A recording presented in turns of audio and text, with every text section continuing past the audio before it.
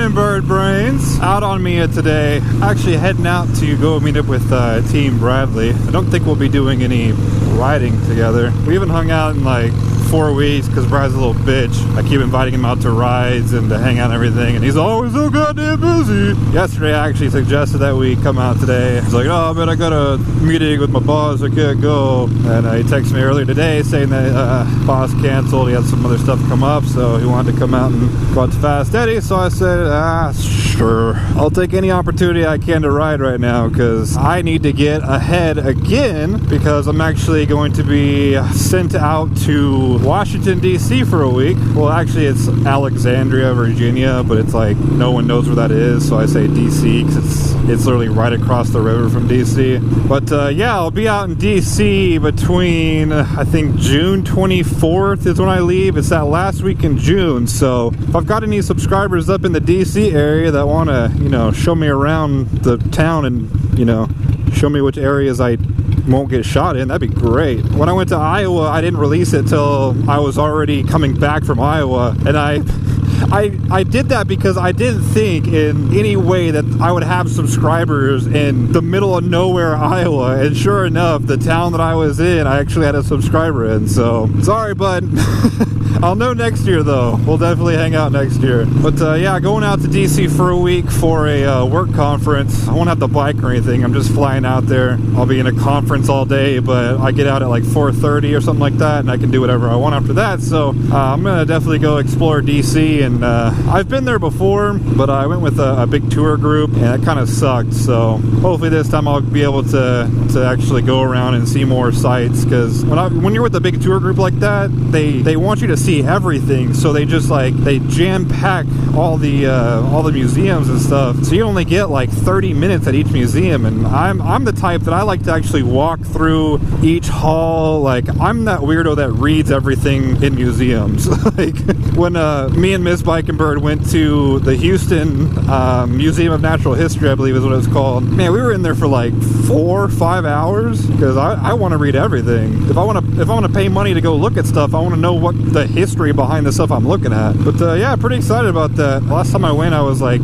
13, 14, around that age. I really want to go to the Natural History Museum in DC, because we had fallen behind schedule at the Air and Space Museum, which we only got I think we got an hour and a half, but we had to eat in that hour and a half too, and the line for the restaurant in there was stupid long, so we only got like 20 minutes at the Air and Space. Some people stayed behind and caused us to be late, so by the time we got through the line at the Natural History Museum, we only had like literally 20 minutes.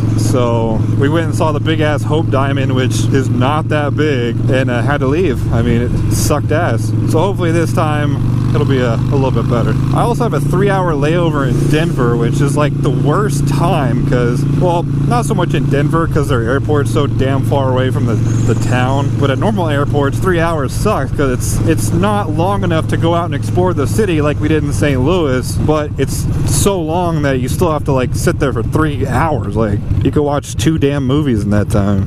I don't know why DJ Khaled keeps playing on my damn Pandora. I hate DJ Khaled. I got breast music! And so going to Fast Eddie's, for those, I don't know, is Fast Eddie's a chain? I know it's a chain here in San Antonio, but I don't know if it's like a nationwide chain. Fast Eddie's is a pool hall that we go to. We usually go on Mondays because it's free pool on Mondays, and we're cheap asses like that. Every time I go to Fast Eddie's, it's almost like a bittersweet moment. The reason I say that and bring up the fact that it's free is because there was a time where I was very, very, very broke.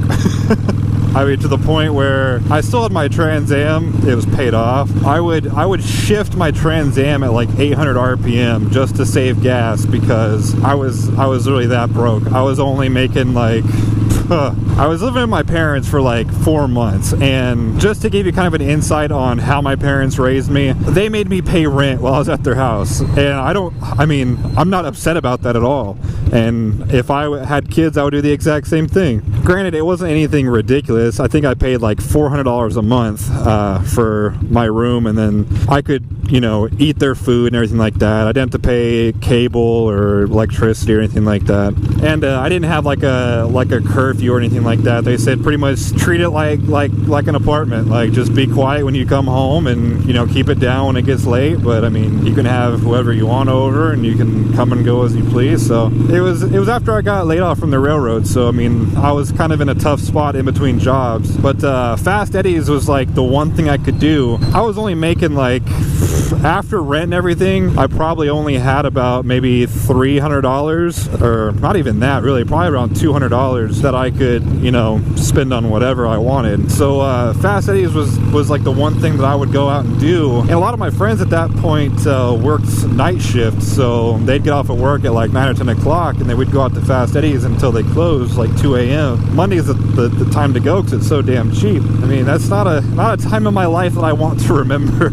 I love money. Like, I know people, like, there's like a negative stigma around loving money. People say you shouldn't love money. You should love experiences and, you know, love your family. Yeah, and all that's great and everything, but nothing in life comes for free. Yeah, you can go hike and stuff, but like, all the fun stuff costs money, and I like fun things. I like toys too. I mean, I like motorcycles. I like cars. Like, I love money. I love everything you can do with money. Remembering a time where I had zero money is not only that, I mean, like, the whole point I was in my life during that time, like, personal wise, not to get too personal or anything, but I mean, that was after I found out that my ex had cheated on me, and yeah, it just I don't even want to talk about it. It's just talking about it is just making me feel like I'm back in that time. But like I said, it's bittersweet because at one point I get to miss, you know, the going out whenever I want, and, you know, staying out till 2 a.m. with the boys, and, you know, all that good stuff. But at the same time, like, there's a lot of negatives that come with that, like, you know, not having any money and not really having anybody to go home to, and a lot of bad stuff, I guess. So it's good to compare the times, like where I'm at now compared to where I was at, God, just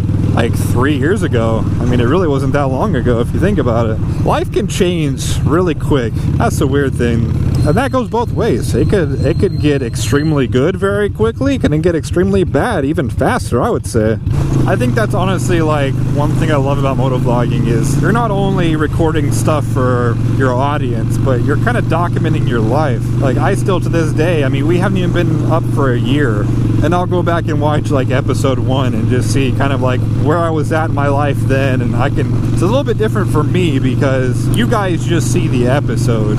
When I hear about what I was talking, it will spark other memories that of course you guys don't know about because you're not me. But it's like, oh yeah, that's when I was applying for this job, or oh yeah, that's when I had that interview that one day. So it's almost like a it's kind of like a journal, honestly, because I mean, I'm telling you guys about my day and what's going on in my life, and not only do you guys get to see it and experience it, but these experiences get to live on for as long as YouTube is up, I guess. It's just cool to kind of look back and reminisce on things from time to time, especially when it's from such a short time frame, like I said, not even a year ago. Just seeing how much my life has changed in a year, it's pretty cool. What's that saying about history is, in order to know where you're going, you must first know where you have been, or something along those lines. History repeats itself, basically, so it's nice to have that point of reference to go back to and say, oh yeah, life sucked then, but it got better. Or if you want to look at it from the other side, I mean, if life goes bad, you can be like, oh, well, life is good now, but I need to be careful not to do this because last time I did this, you know, those kind of things.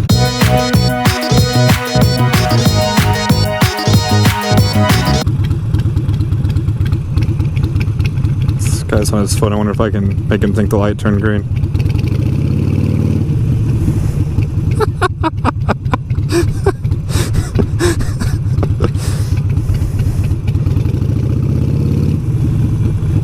Man, are both these people on their phones? Because both of them keep moving.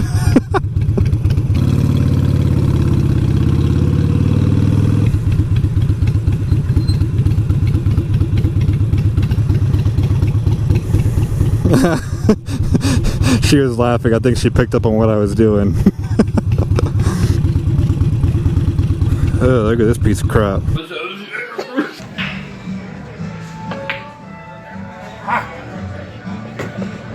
You made it. Did I really? You made it that side pocket. I didn't even see that. You just tell her, nah. Well, I have an excuse this time because I did the whole weekend. Just say, I'm riding, bitch. I'm just kidding. Don't call your mom a bitch. She's a nice lady. Alright, dude. Well, if something else pops up, hit me up. Alright, for sure.